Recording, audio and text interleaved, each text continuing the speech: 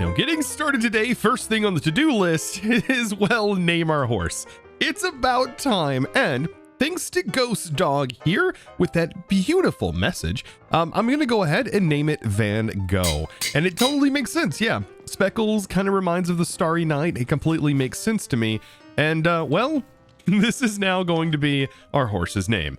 And I will be keeping this one. Yeah, I should. But anyways, now that that is out of the way and we have our horse named, let's talk a little bit about what I've been doing so far here on the SMP server. First of all, I decided to add these beautiful cherry trees because I had a few saplings that I bought from a traveling villager. And, well, I decided to plant them. And I think this is really nice. And I wish a lot more of the trees in Minecraft actually had these leaf particles, because I just find that to be so beautiful. But I also did a little bit of off-camera decorating, and now inside the workshop, it looks a little bit more lively, almost like I actually live in this place. There's a lot of random machines that are doing different tasks, and all of them are semi-automated. I even set up the barrel to have a funnel that drops it onto a mechanical saw that then drops our wood into a chute, and it kind of shoots it right into the chute down here.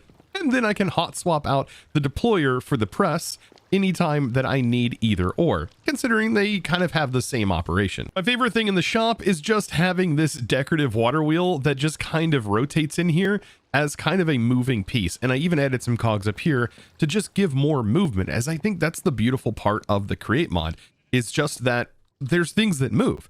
Now, upstairs is looking very dull, and this is something I'm going to work on as we continue on. Not necessarily today, but yes, the upstairs still has a lot of work to be done. But another cool thing to get my vehicle out of the house, because, well, it doesn't really fit in the house, does it? I went ahead and I made myself a parking space. Yes, free parking. Yes, but this right here is a nice little design. I decided to add some coal for the wheels, some buttons, and honestly, it just looks like a truck. I even added the workstations to the front here, and then added a stone cutter for like the engine, which has like a fan that's rotating, and the barrel is still accessible right behind the fan. So yes, I have now turned this into an actual portable storage truck. Now, so far, things have been going really well. We have tons of resources, and we also now have tons of wood. But we are still missing a few really important resources that I would love to have just casually being made, just constantly being made, actually. That is going to be gravel, sand, clay, and even iron. And I think today we should be able to easily set that up, considering now I have all of the brass and really a lot of the materials that would be required to make a setup such as the one that we're about to work on. So today we finally break down and make a cobblestone generator.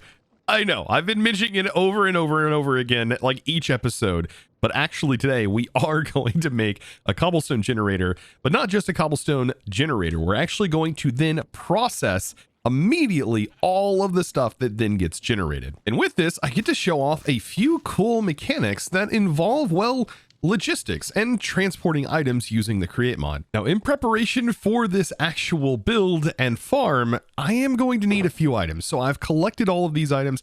I've got them mostly crafted. I think this is all I'm going to need. Primarily just 4 drills, a few chutes, and our item vault for our cobblestone generator, along with some water and some trapdoors. That's the primary thing. Now, for the other stuff, we are going to need some crushing wheels, a few more than we currently have, and I think 2 sets of crushing wheels is exactly what we're going to need to convert cobblestone into gravel and then into sand and so on and so forth, because this farm should be able to generate not only gravel but sand, flint, clay, well, and even iron, like I said earlier. All of these items essentially allowing us to have a really nice amount of building materials for concrete and many other things. Now, the crushing wheels should be easy, but we're also going to need a speed controller, so that is also something that we're going to have to keep in mind. Now, I did take some creative liberties on how I got this to set up. It's not the most efficient way to do this, but it is, in my opinion, kind of one of the funniest ways to do it. I love setting this up in a way where it looks like it is rotating the recipe to then finally finish it. Oh yeah, I just put andesite in here. This is what happens when I get to talking. I end up messing up. Anyways, andesite alloy needs to go in here, and I could lock the back and so on and so forth, but this is for making everything, not just andesite. So I push the button, and all of this should combine up together, and notice it rotates around in sort of this circle pattern, collecting all of the resources until finally, boop, taking like 4 times longer to do it, but honestly, it's an enjoyment thing to watch. Like, it's just nice to watch. You know, sometimes it's not always about being the best and most efficient way of doing things. Sometimes it's just nice to just have something that looks really good. Let's just watch that again. I mean, honestly, the sounds, everything, just so nice. And perfect. Now we have all 4 crushing wheels we're going to need today. Now for the speed controller, well, I am going to need, I'm going to need some precision mechanisms, and I don't have my own set up just yet. So yeah, I might borrow Foxy's a little bit while Foxy's away. Foxy's probably not going to notice. I did bring all the stuff to replenish the stock, but yeah, it's a nice little thing over here. Look at this. So all of the stuff inside, I mean, I did put a lot of these in here last time, and I didn't actually take them back just for the courtesy of using the thing. But yeah, I can toss a couple of these down in here and should be able to make a few of these just to hold me over for now. So about 10 precision mechanisms later, I should be able to now pop out, and speed controllers, we can now craft. That makes life so much easier. No more need for those wonky gear ratios anymore. It just simply gets combined with 1 brass casing. One of the best devices in the actual mod. Well, I mean, besides the new stock ticker, I can't believe I was calling it stock tinkerer, but to be fair, I do suffer severely from dyslexia, even though that may not have been the reason why I called it that.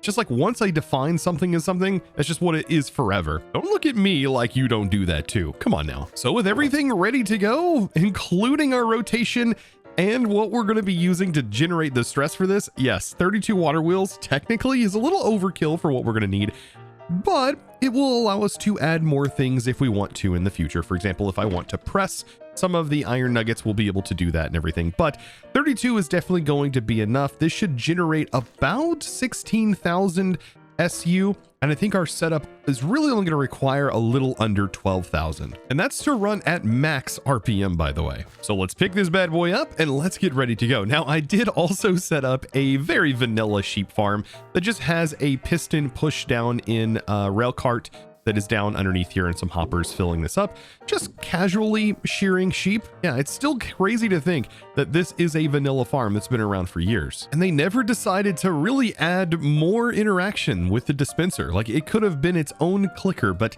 there's just so many things it can't do. I mean, I guess it can do a lot, but still, like, imagine if they allowed pickaxes and things like that to be able to break blocks with it. That would be that would be kind of game changing. Okay, so we're about to get this farm built up, but this is actually where I want to place it, up on top of this hill that you see right here.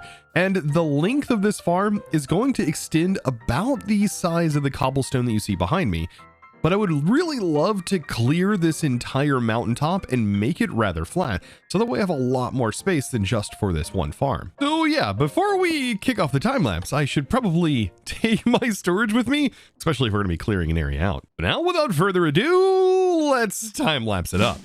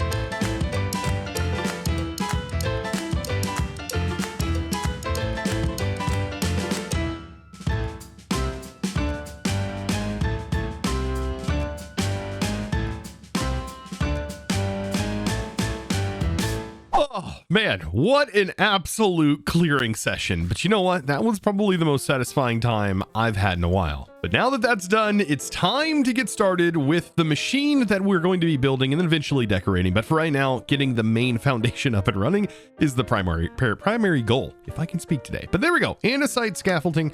We are going to need a little bit of this, mainly for decoration. And it does take our precious andesite alloy, which I do like keeping on me. But let's go ahead and get started with this. So we'll get our shulker down. I first want to get the item vault up and running. And I think I'm just going to start on this position right here. And we're going to place in our item vault that's going to be 4 wide. So you'll see it looks just like this. And then the item vault itself is actually going to go like this and form a 2x2. Perfect. And then we just need to extend that 2x2 off. And this is a pretty decent size. Of course, you can make this much, much larger, but a 2x2 is going to be more than enough. We shouldn't even be storing a lot of cobblestone in this. This is going to be a passive machine that is constantly running, and any excess is just void. Now, the next thing on the to-do list is going to be placing in the part that actually generates the cobble, and that's going to be our drills. And to generate this cobble is kind of cool now because the drills don't actually drop physical items into the world anymore if, for example, something like a chute is underneath it. Probably not even in a hopper. It has some weird mechanic that detects if something exists in that position, which is kind of cool. But we also need water, right, to be able to generate on here. So I'm thinking if we go ahead and place our drills like facing into this, considering that there will be cobblestone where my cursor is currently at, then we might be able to waterlog the mechanical drills. I'm pretty sure they can be waterlogged. But if they can be waterlogged, we are going to have to make sure and treat them as such. So we're going to have to surround them here on all sides like this with some trap doors, just to make sure the water doesn't spill out everywhere. And I'm just going to be making like a standard, just your basic standard little farm here. And this is going to have to also extend out 1. Because we don't want water potentially draining out everywhere, and also on this side, right? So yeah, the middle section though, I am going to get rid of these trapdoors as we won't need them. This is where the cobblestone is going to generate. Now I know we're going to have water spilling out through the back, so I'm going to go ahead and for right now place my encased chain drives because this is how we're going to power all of these drills. Now I'm sure this can be configured in different ways, right? You can have the drills on the top, on the bottom. It really kind of varies. It just really depends on where you're actually receiving your source of power.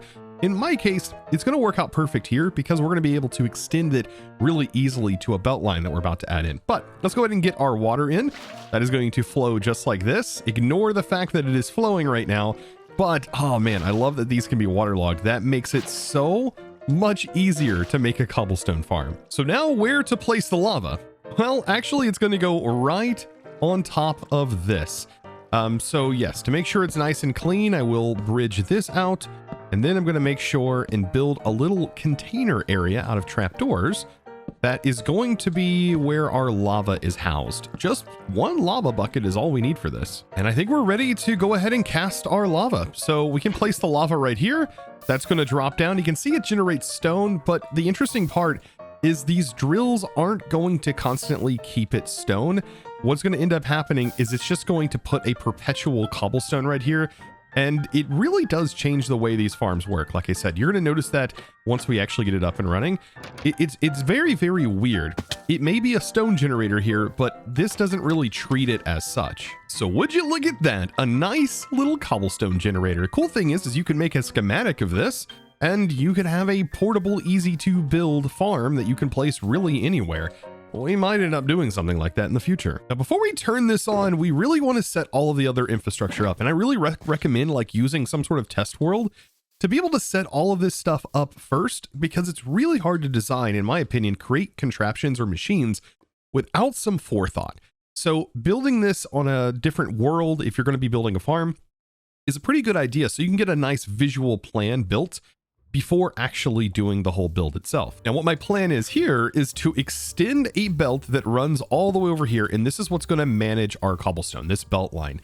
And then along the belt line, I'm going to be using things like crushing wheels, some gearboxes, even some fans, and more belts, essentially, to be able to process all of this cobblestone. So first thing is just simply getting cobblestone out. So to do this, I'm going to use a brass funnel. That'll make sure to send the maximum stack size out at a time that it can process. I do recommend eliminating this to 16 because that's what the crushing wheels really like. Honestly, they really like the amount of 16 to be processed at a time. And you can even set this to exactly 16 just to make sure that this whole process is going to flow smoothly. So first trip on this cobblestone's journey is going to be directly into some crushing wheels. We're going to be converting it right away. So to do this, crushing wheels can go right here. And I like to use some gearboxes. So we'll take a couple of these gearboxes, place them right on the belt. And the beautiful part about this is the crushing wheels will always be spinning in the appropriate direction based on the direction the belt is spinning when you place them on like this. So it's beautiful. It just works out so well. If the belt was spinning this direction, going this way, the crushing wheels are going to be operating in the perfect position to be able to crush anything going on that belt. Same as if this belt was spinning the opposite direction. So this is the first stop. Once it has gone through this stop though, we are going to receive a couple of products, right? We're going to receive gravel. Well, one product, really, gravel. And then we need to process that gravel in a couple different ways. I want to keep some gravel, but I also want to process some gravel immediately into iron. And of course, there's going to be leftovers down the road and stuff's going to build up and we want it to just continue funneling down the road. So to do this, we'll split off a couple of belts off the side. And this is where some belt logistics are going to come into play. Really, really cool things you can do. For example, with brass tunnels. Tunnels are going to allow us to split all of the resources off appropriately. And we can say exactly that. We can say forcibly split. It's going to take the first set and split it. And then we can just have this one set to split as well. And that's going to split some here and so on and so forth. We don't even have to technically have this set to force split, but split on its own is really nice. And prefer nearest is really cool as well too. It will try to send to this belt first. And then if it can't send here, then it will send down the belt line. So there's a lot of cool options here, round robin, all kinds of other stuff. Split is probably one of the most basics. It's going to try to split. If it can't, it's just going to continue sending it. It's going to try to split here. If it can't, it's going to continue sending it, which I think honestly is going to work the best for what we're working with here. Now for storage, I'm just going to go ahead and place some scaffolding and then place some chests down. And I have just enough chests built out, and chests are going to give us a nice amount of storage for right now. No need for item vaults or anything for this. Nothing crazy fancy, just some chests. Now this one's pretty easy because this can send multiple stacks of items.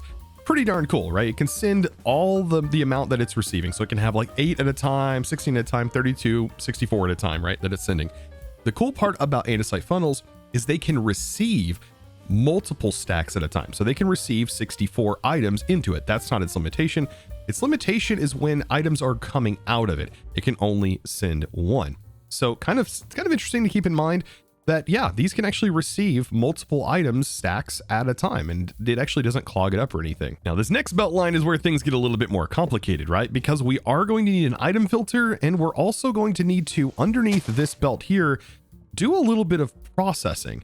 Well, we can process here, or we can actually use our wrench and extend this and do the processing on this position as well. Now, I personally think the extension on this works a little bit better. That way we can just do the processing right here, and it makes sure that it holds it specifically in this belt position before sending it onward. As if you notice here, items can sort of hang right here, and we probably don't want that. And another item will end up getting built up on this belt in the back. So I think extending this is a nice way to prevent that from happening. Now, I tell you what, setting up the fan for washing stuff is so much easier now than it used to be. This used to be quite a challenge. Now we can just simply use a water wheel here and place our fan directly underneath it, and then use something like mangrove roots to kind of hold the water. And it's just, I mean, it's just that easy. I mean, we still though have to figure out what direction this is spinning. So that's spinning the wrong way. Let's go ahead and place it here. Perfect. Now you can see that it is washing the material that's directly on this belt. Now I do have to set a filter on the top here, and a very basic list filter is going to get the job done, no problem whatsoever. And we can really set this to a deny list and just deny gravel. So gravel, tossing that in here, a little bit of logistics, bam, there we go. And now when we place this filter in here, it won't accept gravel, allowing the gravel to set here until it is finished washing, which it will then turn into iron nuggets, which will go in here, and also a little bit of flint. Now, after all that has finished, we probably want to crush this again to start using some of this gravel to make some sand. So we have sand for building as well. And to do that, we are going to need another set of crushing wheels. And this is where the actual main cost of our power is coming from, that and the drills, but mainly it's the crushing wheels running at that max RPM. But there we go. Now the crushing wheels are in, and any excess gravel will end up going into there. And this is going to turn into 3 separate products. We're going to get clay, more flint, and we're also going to get sand. So you guessed it, 3 more separate belt lines. And yet again, we'll end up using some brass tunnels on these belt lines to then sift the items and make sure they all go into here. Now, before this ends up going out though, we do want to make sure some of these are set up and have filters on them. We want this to be filtered per side. And so we're going to want to make sure that like sand goes here, and then flint goes here, and clay goes here. And that's literally as easy as placing the sand directly on the face like this. Now, as far as the split mechanic goes, I think for this, prefer nearest is going to be the best option here. And the reason why is because this will then prefer this to send here first onto this side belt. That's kind of how the prefer nearest works. And then if there's any remaining, it will then send it to the unfiltered sides. And we want this to take place because if there's any excess in these chests fill up, I want it to then just start voiding it. Now the receiving end of this, yeah, they can just simply take andesite funnels. Should be more than enough. And so just to make sure all of that gets voided, I went ahead and made a little contraption here, which will allow the items to be flung into this and ultimately land in the lava. Now that this beautiful machine is in place, it's time to start thinking about the hardest part and how to power this thing and how we're actually going to hide this thing, or do we even hide it at all? And you're like, Chosen, hide what? Well, this. Yeah, 32 of these to be exact. And we're also going to have to make sure and have a spot underneath all of these where the water can actually flow underneath. And I think though they only need a 2-block space like so to be able to receive enough power. We just have to place in some water. And so after a quick flight, let's see, if I was to take this, place the water there, and then fill it in, does it work? Yeah, it actually does work. Just literally 2 blocks. Actually, after a little bit more thinking, I think I'm gonna go instead with maybe some sort of vertical style here. So I do want to line this up, I think right here, and then I'm gonna have an extension on this. And so the water wheels, yeah, can start right about here.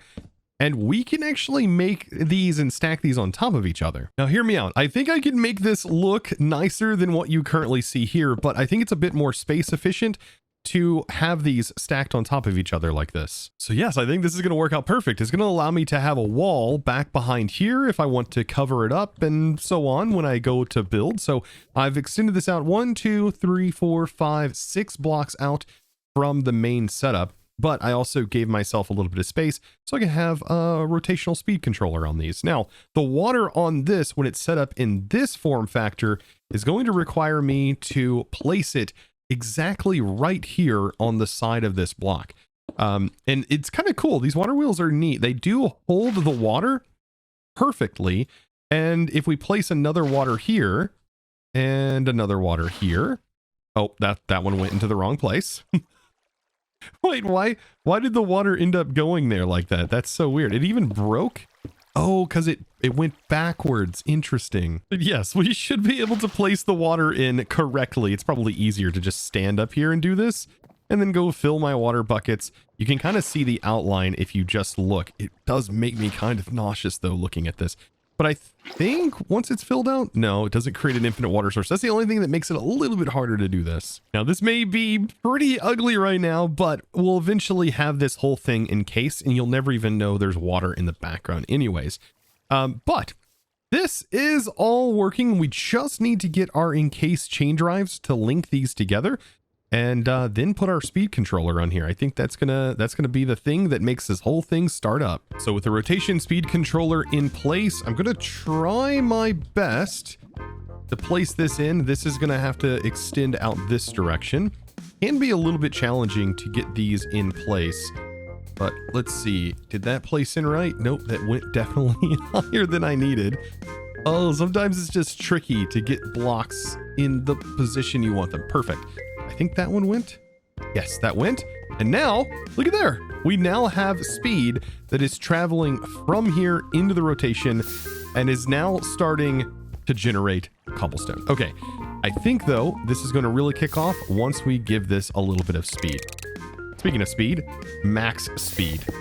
And eventually this will convert to cobblestone. Oh, I wonder if we manually place cobblestone in, if it then will trick it into actually solid mining cobblestone, because it mines it so much faster. Look at it. And then it no longer has to do the transition. This is what I was meaning by it can be, it can still actually be a normal cobblestone generator, and look at it just work like this. That's so much faster. Now, I still don't know if this is the correct rotation direction, but I need to get this linked in to the entire system, and then I need to start figuring out how to link all of the belts in. But yeah, we still should be able to use an encased chain drive even to connect this up, right? I believe so. So yeah, I have some chain drives that are running down this direction. I'll have another one that is going to go right there. And this is spinning the opposite direction we need. So I guess what we need to do is just flip this. It's so nice that we can do that. And now you can see the cobble is going to be processed. Everything's going to be processed. But we still have to connect all of these belts together because right now everything is just being voided. And so that should be as easy as adding another gearbox and connecting all of our belts together with a shaft. Look at that. And these are all going to be spinning the appropriate direction. And all of our resources should slowly be starting to generate. You can see right here, we already have flint and iron nuggets. We already have gravel building up. We're starting to get some sand. We got some flint and we even have clay. Oh, this is working so well. Make this look a little bit cleaner. I will encase these just so we don't happen to get, caught inside of the spinning vortex of a rod. That doesn't sound very pleasant. Now, I've started to work out a basic foundation and shape of the build, and I really want to get this built. I don't know if I'm going to have time today to be able to do it, but I also want to prevent kind of flint from building up inside of this chest, because as of right now, lots and lots of flint is going to build up here, but we're also just generating flint over here. So I know we can use the flint later on, but I think for right now, this is primarily going to be just for generating iron. So I need to take one flint, filter that out, and just dump it right into a lava pit. And that should be very, very simple to do. Boop, there's the lava and the brass funnel. Let's take our items out for now. Place the brass funnel here to dump, and then make sure to place flint in. And that is going to make sure it gets rid of everything except for the iron nuggets. Now, I can't just leave this looking super ugly here. Like, for example, if I go a day without playing, I don't want others to see this looking ugly. No. Instead, what I want to do is I want to go ahead and at least get a floor placed in. And I've started to kind of build out a palette, I think, for the upper walls. But as we move into other materials, wow, other materials. For example, up for the walls, like more brick and stuff. Now that we're getting the materials in, like clay balls, to be able to easily make more bricks. I swear these creepers are going to be the death of me. Thankfully, they don't really destroy the item vaults. Probably a good thing. So yeah, after cleaning that mess up, for the darker edges, what I'm going to end up doing is I will end up using the shuffle mod. And it's pretty cool. What it allows me to do is set items inside of my inventory here that allow me to sort of randomize the placement, but I don't want to be 100% random, right? I do want these edges to be darker. I want certain blocks to be in certain places, but I do want their texture to sort of be shuffled around. And that's what this mod is really, really good at. And you just hit a keybind to enable it. And things like this, for example, where we're getting these nice darker edges, are easily now obtainable through this. So really, really cool mod instead of just doing the whole scroll wheel method. Like, I want to place the main floor down, and so there we go. So I have these lighter colors that are going to be in for the main floor, removing the tuff here. And yes, just like I said, it's such a nice quality of life little mod. And not to mention, these are all client side mods, so you can add them even if you're playing on a server that doesn't have this mod on it. So I think things are looking pretty good. I still have to figure out a way to get a path up here, but I've already started concepting the way that I want this to be built, but that is going to have to wait, I think, until another episode, because today, well, we are all out of time. But I hope you did enjoy today's episode, and of course, if you did, don't forget to smack that subscribe button if you haven't already, and give this video a humongous thumbs up. I would really appreciate it. Also, be sure to check out the description so that way you can find the other creators that are playing on the SMP, so you can also follow along with their videos and subscribe to them as well. Now, with all of that out of the way, it's time to give a huge thanks to the supporter of today's episode, and that huge thanks is going to go to Kimiki Miyata. Thank you so much for your amazing support and choosing to support me over on the Discord by becoming a Discord premium member and supporting me in honestly one of the best ways possible. Thank you so very much by becoming a Discord premium member. Thank you so much. And to all of you who have clicked that subscribe button throughout this series, thank you as well. I do appreciate you very much. Look forward to seeing you down in the comment section below. And well, with that, it's now time to say farewell. And as always, thanks for watching.